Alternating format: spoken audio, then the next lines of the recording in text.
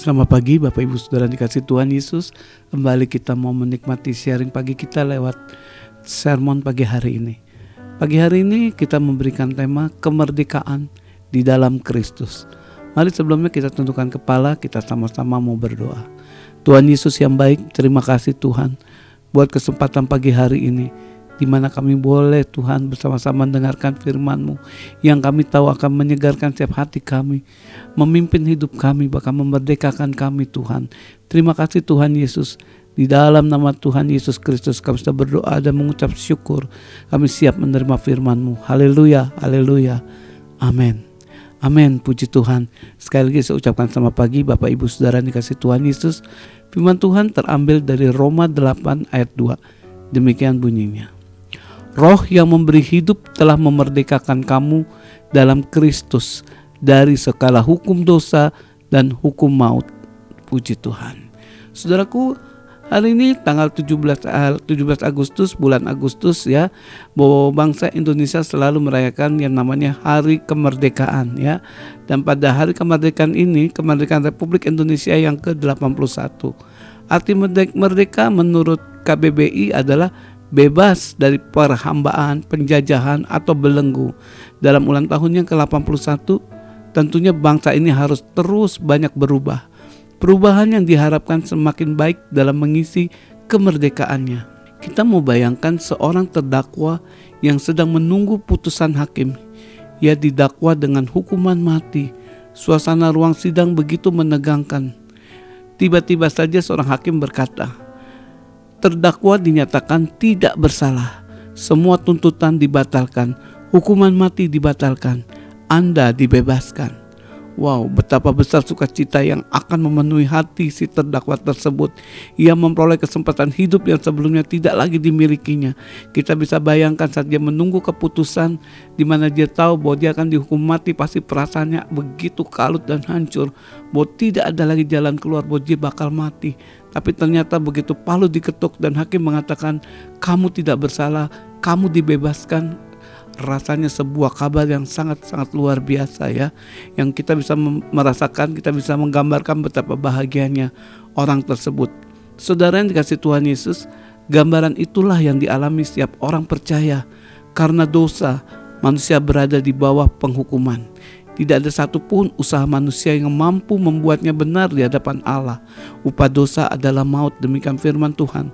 Rasul Paulus menegaskan bahwa manusia yang hidup menurut daging hanya memikirkan hal-hal yang berasal daripada daging, ya, dan kecenderungan itu berujung pada maut.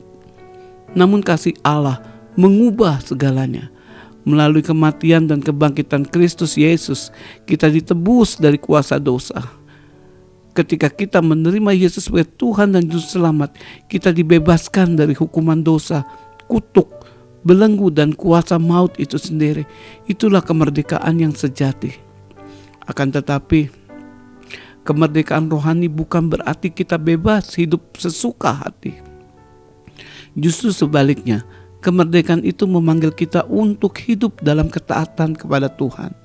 Orang yang sungguh-sungguh merdeka bukanlah orang yang menuruti setiap keinginannya, melainkan orang yang tidak lagi diperbudak oleh dosa. Ia dipimpin oleh Roh Kudus untuk meninggalkan hawa nafsu dan hidup dalam kekudusan.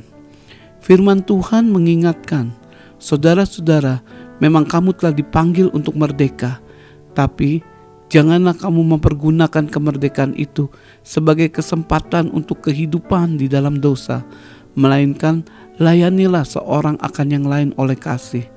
Demikian bunyi daripada Galatia 5 ayat 13. Karena itu, saudaraku, marilah kita menjaga kemerdekaan yang telah Kristus berikan. Jangan kembali kepada belenggu dosa yang dahulu mengikat kita. Isilah kemerdekaan ini dengan kehidupan yang memuliakan Tuhan, mengasihi sesama, dan taat kepada firman-Nya. Kemerdekaan rohani yang Tuhan berikan buat kita ada kemerdekaan terbesar, bukanlah ketika sebuah bangsa terbebas dari penjajah, melainkan ketika hati manusia dibebaskan oleh Kristus dari kuasa dan belenggu dosa. Sebab hanya di dalam Dialah kita menemukan yang namanya kemerdekaan yang sejati, yang membawa hidup kepada damai sejahtera. sukacita, dan pengharapan yang kekal. Saudaraku, sekali lagi, kemerdekaan sejati bukanlah kebebasan untuk hidup sesuka hati, melainkan kebebasan dari kuasa dosa agar kita dapat hidup taat, kudus, dan memuliakan Tuhan. Orang yang sungguh-sungguh merdeka bukanlah yang bebas melakukan apa saja, tetapi yang bebas dari belenggu dosa untuk melakukan kehendak Allah.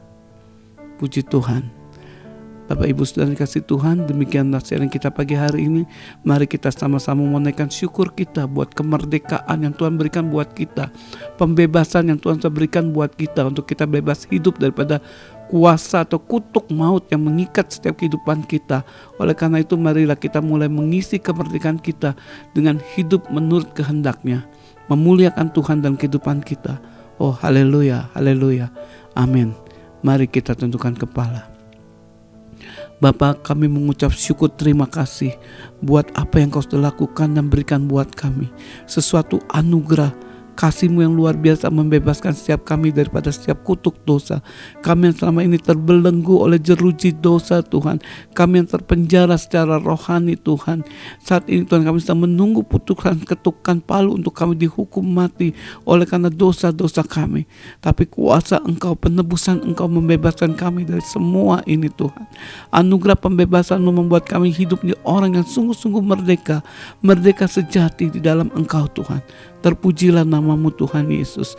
Beri kami kekuatan Tuhan agar kami bisa mengisi hari-hari kami dengan baik, sungguh-sungguh untuk menyenangkan hati dan kemuliaan Engkau. Kami boleh mengisi kemerdekaan yang Tuhan berikan, untuk kami boleh melakukan yang terbaik untuk Engkau Bapa. Terpujilah nama-Mu Tuhan Yesus. Kami sudah berdoa dan mengucap syukur. Haleluya, haleluya, amin. Amin, puji Tuhan. Sekali lagi Bapak Ibu Saudaraku, selamat pagi dan selamat beraktivitas. Tuhan Yesus memberkati.